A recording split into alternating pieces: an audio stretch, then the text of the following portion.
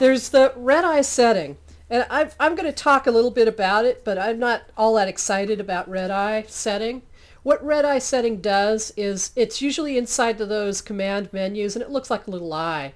What it does is when you turn on the red eye setting, it sends out like a strobe flash and then it waits like I'd say a half a second or so, and then the camera does the regular flash and exposure.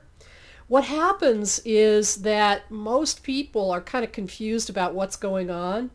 And after that initial burst or that strobe that's supposed to make your eyes close up, people are starting to walk away from the picture. They think they're done. So that the real picture ends up with people, moving away. So you miss the shot. The idea behind this strobing flash is to make people's pupils get smaller, because in low light situations what happens is if you flash somebody with a flash directly in their eyes, their pupils are dilated because they have to let in more light because it's a lower light situation. And if you flash them, what happens is that flash bounces off the back blood vessels on their eyes and gives people that demon look. It used to be a huge problem getting rid of red eye. But now a lot of your cameras will, as the microprocessor is processing the information and moving it over to the card, will automatically create a set that has the red eye adjusted. So you'll get one that doesn't and one that does. And if they do it right, then you don't have to worry about the uncorrected one. It's already fixed for you.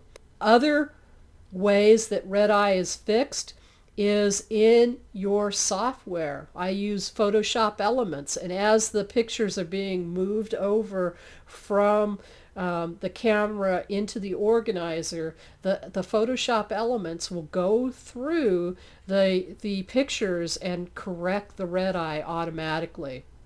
Now, if they don't fix it right, it's a simple solution just to click a mouse over the red eye and fix it. So it's not that big a problem.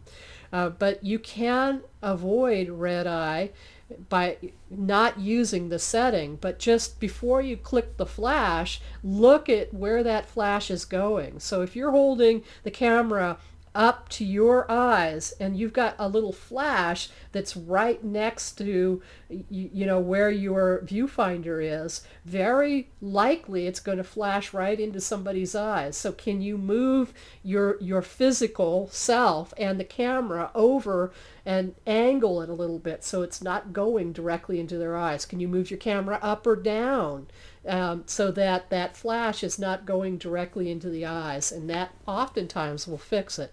Now, when you're shooting children and motion, you don't have time to think about that, and that's when you will fall back on your photo editing software. But that's what that little eye setting is. Now, there's a delete icon on your camera as well. Usually it's right on the back, and again, it looks like a little trash can.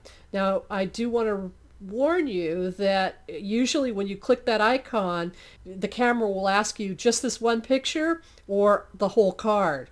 And if it's a sunny day, you can't see really well, or somebody is talking to you, it's very easy to hit delete them all.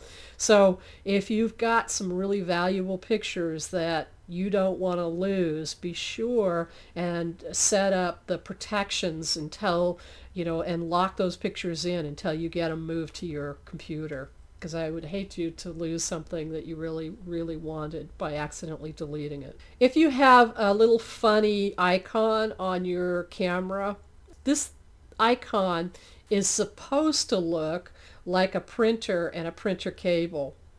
Now, if you've got that icon on your camera, that means that your camera is PIC bridge compliant. It sort of started with Kodaks, and you may have seen these Kodak EasyShare cameras where you just put it on a dock and it prints it out without ever having to transfer those images to your computer before you print them.